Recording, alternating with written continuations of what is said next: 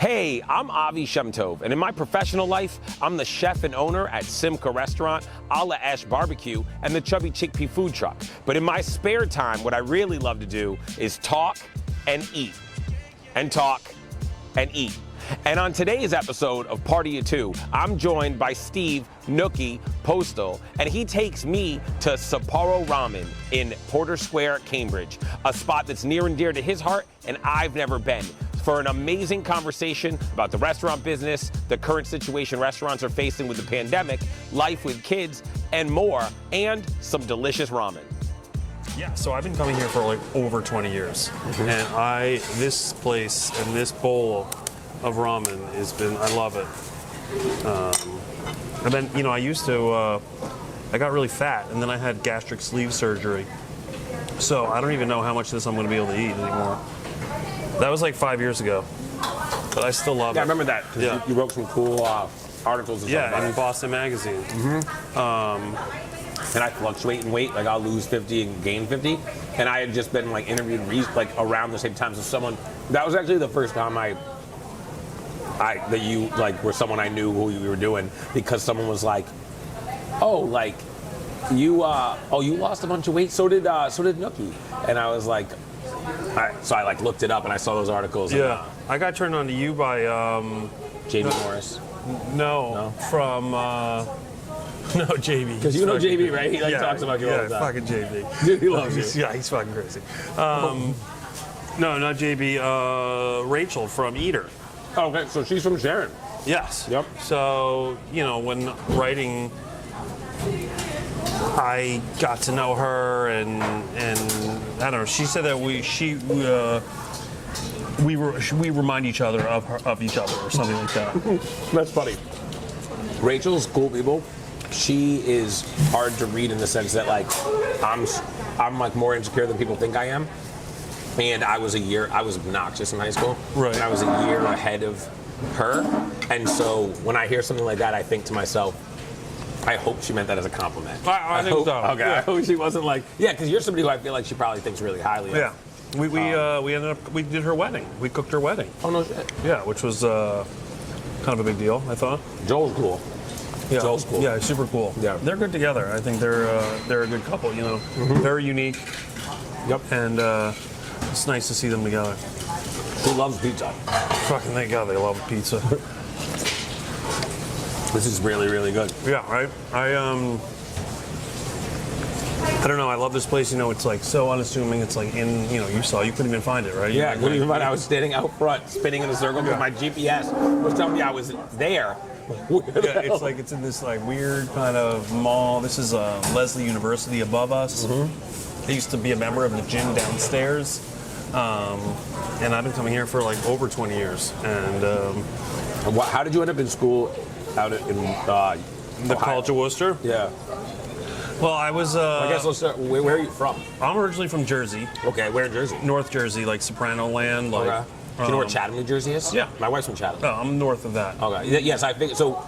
My wife would say she's from northern Jersey, but people say she's from central Jersey. She's from sort of north central Jersey. Yeah, I would say. You ever been to Star Tavern? No. So some people say it's the best pizza in the country. It's this like little bar in West Orange. Oh, West Orange. Yeah, I haven't spent much. That's like central Jersey. Yeah. I'm more like north by the city. So I was there. Went to college in Ohio. I applied to, 3 colleges, I think. Pepperdine, because it was on the beach in Malibu. Okay. Tulane, because of Mardi Gras. Yeah. And then my I went to brother. Mardi Gras for my bachelor party. My brother was going to the Allegheny, which is in western Pennsylvania. And he's like, you should apply to Worcester. They have a really great soccer field. We played soccer, so I applied there. I only got into Worcester, so that's where I went.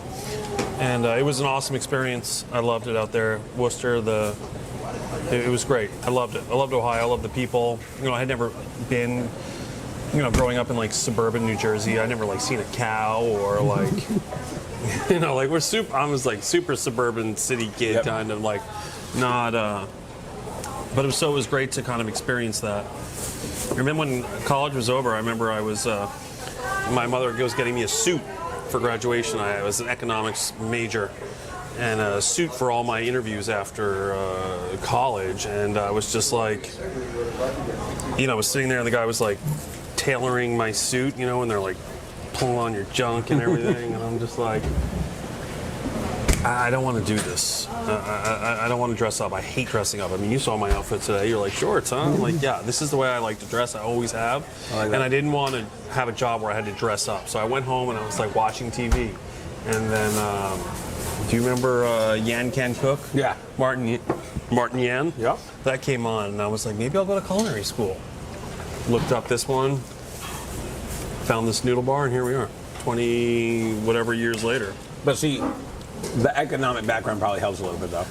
Yeah, it doesn't hurt. You know what I mean? Because I feel like, so for me, my dad came over from Israel and just like washed dishes, hustled for like 3, 4, maybe 5 years, and then managed to buy a pizza shop in Nashua, New Hampshire with his cousin, and it just did really well. So he sold it, or he sold his half, and then it's actually transferred owners a few times, but it's now in the hands of my dad's cousin, ironically. But my dad, a different cousin. My dad then just moved to like the Boston area and opened a little falafel shop like at the corner of Harvard and Brighton Ave. Yeah. In Alston. And that did really well. So then he opened a Harvard Square place. And he went on to open and close 17 restaurants. Never had 2 at the same time. Really? Yeah, my dad's like, if a place did really well, he sold it for way less than he should really quick. And if it wasn't going really well right away, he just got rid of it. Just got rid of it. So in that way, him and I are very different. But growing up, he used to tell me, like, as an immigrant, he used to be like, become a lawyer. And he would always say, because when you're a lawyer, people talk to you different. And I was like an all right student. I tested well, but I didn't give shit about school. Yeah. And I used to get myself in a lot of trouble. I got expelled from college. So I ended up getting a philosophy degree. I went into sales and started managing a couple small businesses. And I just fell in love with small business ownership. And then it just kind of, I've been cooking since I was 4. I just sort of naturally ended up in food. Yeah, but I think to myself, I thought of myself, I'm not saying I'm great at the business side of it, but I thought of myself as a business person opening a restaurant. And I love to cook, and I think I'm decent at it, but I definitely think like being willing to look at the business side of running food helps a lot. Yeah. You know, because to me, at the end of the day, we sell food for a living. Like that's what we do. But I'm trying to do like more of that now. Like I feel like I find myself as, you know, I came up as a cook. You know, I worked the line. You know, I'm a small restaurant guy. And, you know, I always look at myself as a cook. You know, I'm always like whether the garbage needs to be taken out, and I always have that mentality. And and I feel that one thing I struggle with is that I really, for the good of everybody, I need to get out of that mentality and change that thinking. And you know, it's like this guilt that I have that, like, you know, I'm not there scrubbing the line down. I'm not there going through the pushes. But like, you know, someone told me a while back, is like, if you're making the fucking pastrami sandwiches, like you can't be making the pastrami sandwiches anymore. Like, dude, that can't be your focus. You can't be worried about that. You got to be focusing on the big picture. You're like getting more business and like keeping the people that are making the pastrami sandwiches employed. Right. The old adage: if you're working in your business, you're not working on your business. Yeah. To me, I'm That's lucky. hard for me. It's so hard for me. And the truth is, it's hard for me from I feel like I'm letting everyone down standpoint, just like you said, but it's also hard for me from that's what I love to do. And it's, when you're good at it, it's easier. Like, it's easier to go get your ass kicked on a Saturday night. I would so much prefer to just sit there and just like, let me work the tickets, and I know, you know, it's all like right in front of me, and it's like I got my backups and I can just cook. I know I can do this. And it's like stepping back from that and doing like this bigger picture stuff. It's more uncomfortable for me, but I know it's really important.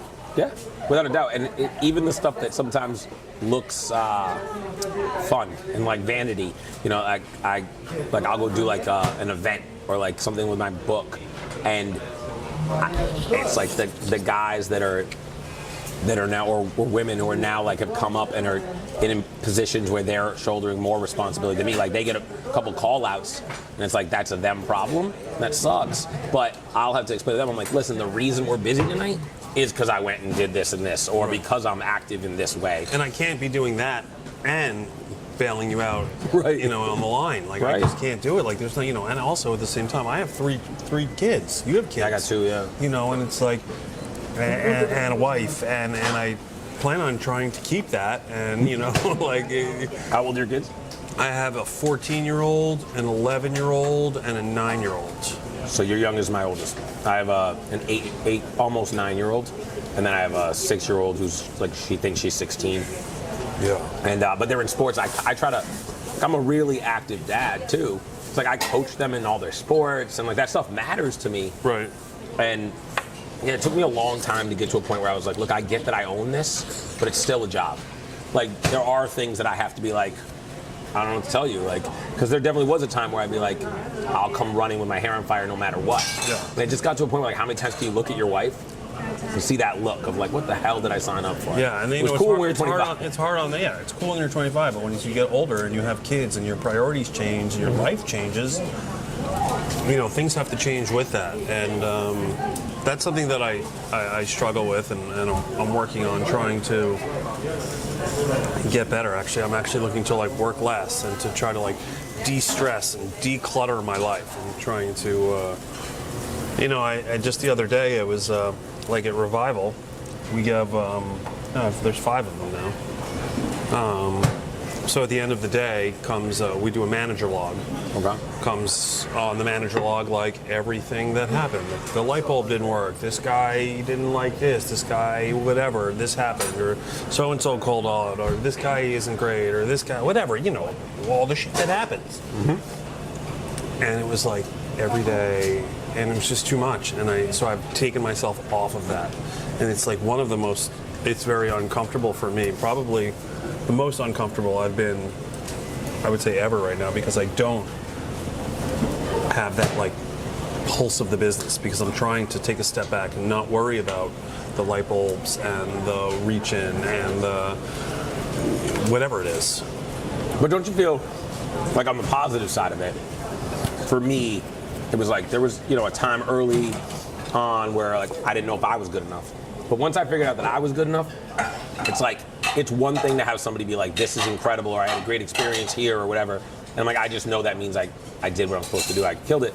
Versus like when I get a review or an email or something and I had nothing to do with it. Like I didn't order that stuff, I didn't staff those people, I didn't even hire those people. That to me makes it feel real. Like I'll be like, all right, this is sustainable. I would love someday to like walk in and have them be like, oh God, don't let Avi on the line. Like don't let Avi cook. I'm still faster than all these guys though. Like I'm still faster than them. I know too. that. Like I'm 46 years old and I'm still faster than they are. And they know that. Yeah. I am too. And you know what's funny? I actually not all of them anymore. We did I had one guy he just left actually, unfortunately, but he was around for a while. He's going to open his own thing, but he was the only one that got as faster than me. But for me, I actually like judge my staff by whether or not they realize that, because look, if objectively, and we're measuring that stuff all the time, like I don't want to be faster than you. Like I'm not bragging. I want you to be better than me. Then we're both winning. But I worry about the people that are like, oh no, we don't need you, or oh I'll do this, and don't realize that they kind of need to step it up. So it's like the people whose eyes get big when I walk around, they're like, oh, like they relax because I walked in the room. Those will make me comfortable. I'm like, all right, that means he recognizes what we're trying to get to. Yeah.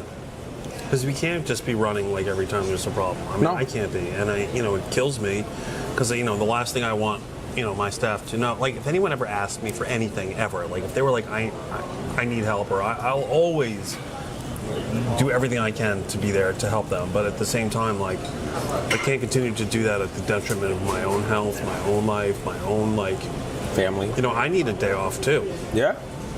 Right. Yep. So I'm working on that. And for me, go ahead. Starting 2 years ago, I made sure that every salaried person that works for me gets 2 days off a week, no matter what. 1 weekend, one not weekend. And then, but I told them all, like, I get 1 day, and it's usually Monday. But if we have an event on Monday and I go to do something, then I need Wednesday, or no matter what, come hell or high water, I need 1 day. Yeah.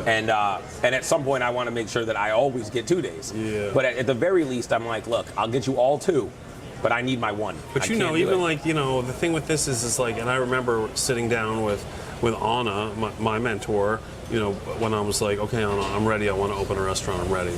And something that she told me that has stuck with me for this long now is like opening a restaurant is like having a child. Never goes away. You know, never stops needing attention. Never. Oh, you know, you go on vacation, it's still there, moving, breathing, growing, needing attention, and that's why those days offs are like, they're not like true days off. So that's why I try to do it on Monday, is because it's a day where we can be closed company-wide. For exactly that reason, I'm like, look, unless everything's closed, I'm not off. Yeah. Because at any point, one of you is going to call me or something, or a customer is, or something's going to happen, right? Something's going to happen. My phone's going to ding, and I'm going to think I was supposed to be somewhere, and I'm going to stress. Yeah, for sure. I don't know. It's like the fact that it like kind of never turns off, which is like, you know, you hear that dinging, like it's the stressful. dinging. It's in my sleep. It's always. But that's what I'm really actively trying to, because I think I'd like to grow as well. But like I think the way I'm currently growing now, it's like not super sustainable for my life. And I need to make sure that I'm taking care of like myself and my family, or what's the point? Yeah. No, I think that's true. And I think, I don't know. Like what's enough enough? When's enough enough? That's the real question. It's funny because at least like over the last couple of years, obviously it's been a crazy time. And for me, I find myself like oscillating between like, I just want it all to go away. And would take like, if somebody offered me $1 tomorrow, I'd be like, take it all. Take it all. Or, please. Or being like, man, that's a great opportunity. Or maybe, look at that. I bet you can make some money there. Like that's something like that. Well, it's like you can't stop. Right. But like, I want to stop so bad, but I can't stop. Like, what else would I do? I would like sell it all, get rid of it, and then start over. Like that doesn't make a lot of sense. I dream of a cubicle where I have like very little responsibilities, and I just have to staple this like paper to this paper and then put it in this file over here, and then I just do that, and then at the end of the day I go home. I'm so jealous of all my friends who have jobs that they're able to like crush, and then no one needs them outside of a line. Like there's this little box in which they can be really good at what they do. Yeah, and then they can leave it, and no one has to bother them. Yeah, it's like, oh, like, wait, what? Is anyone calling? No, no one's calling me. Like, what? What? Why would somebody call me? Why would someone call me? It's 6 o'clock. Right. Yeah, no one's calling me. No. I think I'm gonna take a mental health day tomorrow. Culturally, there's a whole lot of people drawing boundaries, but not for our industry. Like, it's like they're drawing boundaries for themselves. And some people inside our industry are drawing boundaries, but not for you. But not it for should me. be. It should no, be, it though. should be. I agree. I'm drawing boundaries, but I'm currently trying to do boundaries with everything, you know, and it's like I'm not perfect at it. No. No, and like, see, this was so good. I used to crush. I would crush this bowl with dumplings. Fat Nookie. Now I'm like, Do they sell dumplings here? yeah. Oh, they're not. They're okay. Yeah, this is.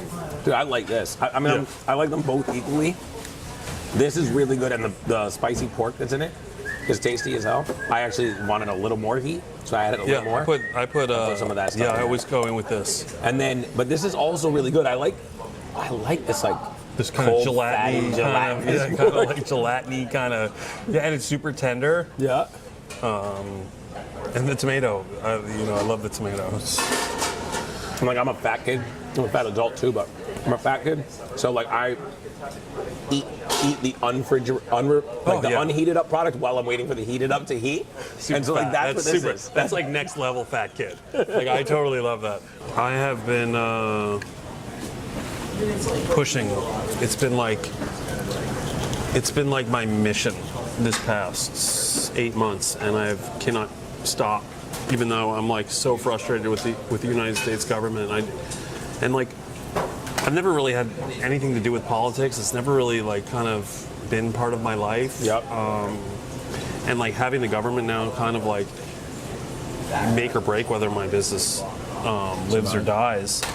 It's been really hard, and learning more and more about the way our government works makes it like it's worse. The more I know, the worse it's getting. I can only imagine. It's like I've gotten real involved on a local level. Yeah, you're doing school committee, yeah, right? I'm on school committee, and I've gotten to know like all like my state rep and just even on a small local level, it's maddening how things work.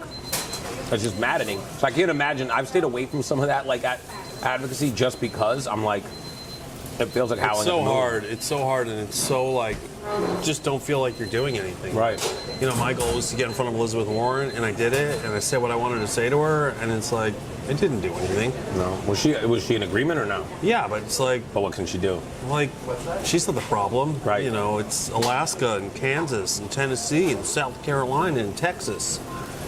But see, like, are restaurants there not begging for help? Like, I don't get it. Like, what? weird. Like it was easy for you guys? Like, you know what? In all honesty, some places that probably didn't have like, because it's the regulations are one thing, right? But during, at least in Massachusetts, when things were like shut down to the extent they were, I saw all these people like barking on the internet about the state, and I'm like, listen, I remember believing that COVID was real on the Saturday night before regulations hit, when we went from a packed house the previous Saturday night to an empty dining room, and I was like, this is real. So consumer confidence here is the issue. So maybe in Tennessee it wasn't. You know, in all honesty, maybe some of these states, restaurants are like, whatever, like people are dying left and right, but the ones that are living are coming in for fried chicken, so we don't need help. Yeah, I don't fucking know. All I know is that like they got to do something because it's fucking bullshit, and I'm super pissed about it. And they're gonna have to because there's a bunch of lawsuits out there. A bunch of restaurants in Texas sued the federal government that the way they distributed the money, and it's like they're gonna have to deal with it eventually. I mean, it's not just gonna go away.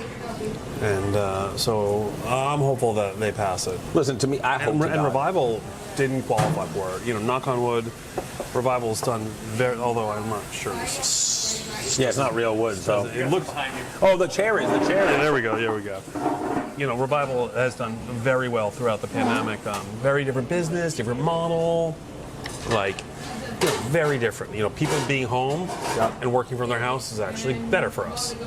But Commonwealth, you know, so dependent on the corporate business and the biotech and the tech workers. Yep. And they were the first to like say, peace. I can do this shit from my living room. The chickpea took a bath in corporate catering. Oh, That was the vast majority of our business. And so, like, our retail business, we were sort of, I mean, the good thing about being mobile is we were able to sort of repurpose the in-the-city lunch for the out-of-the-city dinner. And like you said, everyone being home at 5 o'clock helped that. Yep. But there was no recovering all of the revenue that came from just companies with fat budgets being like, we want to buy lunch for $300. And it's just like, you know, a good friend of mine has a great analogy for the restaurant industry. He's like, it's like we're like a desert rose. They like leave us with no water for long stretches and they dump a bucket on us. And they act like that watered us. Like, so even when some of that stuff comes back, it's like, right, but I kept my whole staff. So like, I can't make up that revenue.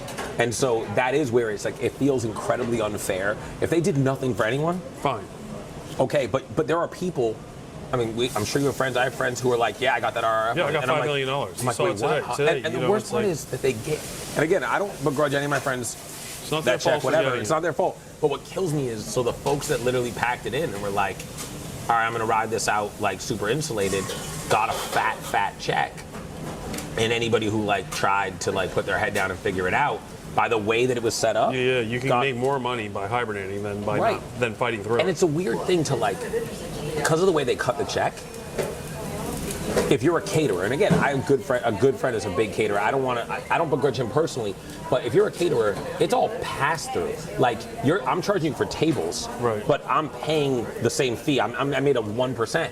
The check is for the gross that was lost. Yeah. So it's like you had a great year if you get that RRF. Yeah, like you know, that would be life changing. And it was, and you know, the big thing for me is like I don't also begrudge anyone for getting it, you know, but I also think that they should be the ones that are out there with the loudest screaming and banging the drum, and that has not happened at all, and that's fucking bullshit. Agreed. And you know, anyone out there who's gotten that RRF should be fucking. This saved my business.